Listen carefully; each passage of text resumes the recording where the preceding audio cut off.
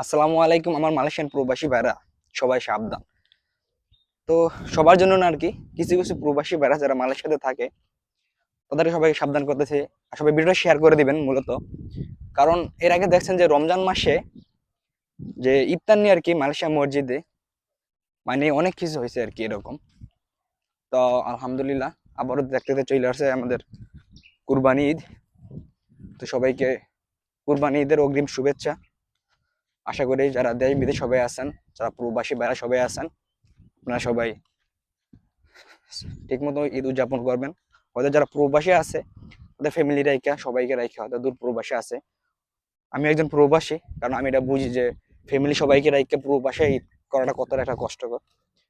তো মূলত ভিডিওটা বানানো হচ্ছে যে যে কুরবানি ঈদ মালয়েশিয়াতে। এর আগে শুনছি যে আহ, অনেক ইয়া থেকে যে বাঙালিরা নাকি ওই কুরবানির গোছের জন্য ওই জায়গায় দাঁড়ায় থাকে মালয়েশিয়াতে।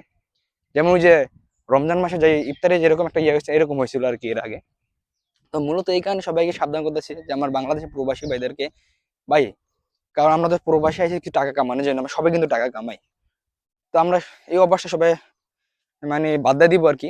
কারণ প্রবাসী টাকা কামাই, সবাই যদি গোস খেতে ইচ্ছে করে নিজের টাকা দিয়ে কিনে গোস খাবো ইনশাল্লাহ।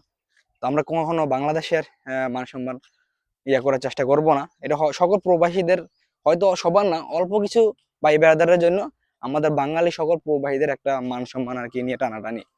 তো এই কারণে মূলত ভিডিওটা বানানো, যেহেতু আগামী সপ্তাহে কুরবানি ঈদ, আগামী শনিবার দিন মালয়েশিয়া এবং কি বাংলাদেশে একসাথে ঈদ। তো সবাই আর কি ভিডিওটা শেয়ার করে দিবেন। যদি আমার কিছু ভাই বেড়াদের এরকম থাইকা থাকে, হয়তো তাদের ভিডিওটা দেখা এই কাজ না করতে পারে। কারণ ভাই আমরা সবাই হচ্ছে বাঙালি ভাই, এই 4-5 জন 2-1 জন লোকের জন্য আমাদের সবার মানে খুব লজ্জা লাগে আর কি, কিছু কিছু কারণে আর কি।